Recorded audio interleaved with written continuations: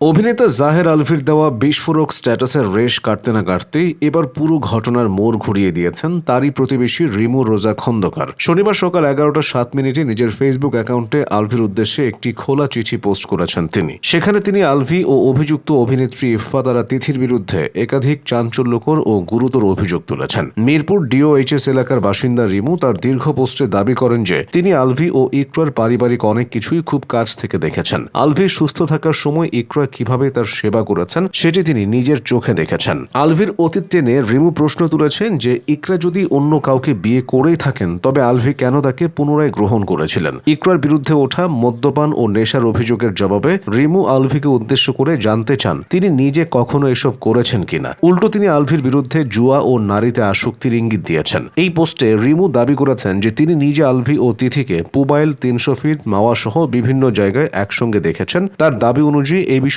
তিথিকে সতর্ক করা হলে তিনি জানিয়েছিলেন যে এসব তার ভালো লাগে। রিমু তার পোস্টে আরও এক বিস্ফোরক তথ্য দিয়ে জানান যে সাহিল রনি নামের এক ক্যামেরাম্যান এই তিথির প্রেমে পড়ে নিজের স্ত্রীকে তালাক দিয়েছিলেন এবং পরবর্তীতে তিথিকে বিয়ে করে তাকেও ডিভোর্স দেন। শুধু তিথি নন, তার পরিবারের বিরুদ্ধেও গুরুতর নৈতিক স্খলনের অভিযোগ এনেছেন রিমু। তিথির বাবার বিরুদ্ধে তাকে অনৈতিক প্রস্তাব দেওয়ার অভিযোগ তোলার পাশাপাশি তার মায়ের অন্য সম্পর্ক থাকার বিষয়টিও পোস্টে উল্লেখ করেছেন তিনি। রিমু জানান গত বছর আলভির জন্মদিনে ইকরা বাধ্য হয়ে তিথিকে দাওয়াত দিয়েছিলেন, কারণ ইকরার ভয় ছিল তিথিকে দাওয়াত না দিলে তার সংসার ভেঙে যেতে পারে। নিজের স্ট্যাটাসে রিমু আরো উল্লেখ করেন যে আলভি ইকরাকে সময় দিতেন না বলেই হয়তো তার ছেলে বন্ধু থাকতে পারে। ইকরার মৃত্যুর পর আলভি ও তিথির ভাইরাল হওয়া এবং ফলোয়ার বাড়ার বিষয়টি উল্লেখ করে রিমু আক্ষেপ করে বলেন ভাইরাল হওয়া মানেই সব মিথ্যা সত্য হয়ে যাওয়া নয়। পোস্টের শেষ অংশে তিনি বর্তমান রাজনৈতিক প্রেক্ষাপট টেনে আশঙ্কা প্রকাশ করেন যে তিথির পরিবার এখন ক্ষমতার অপব্যবহার করে তার বা অন্য কারো ক্ষতি করতে পারে কিনা সেটি এখন দেখার বিষয়।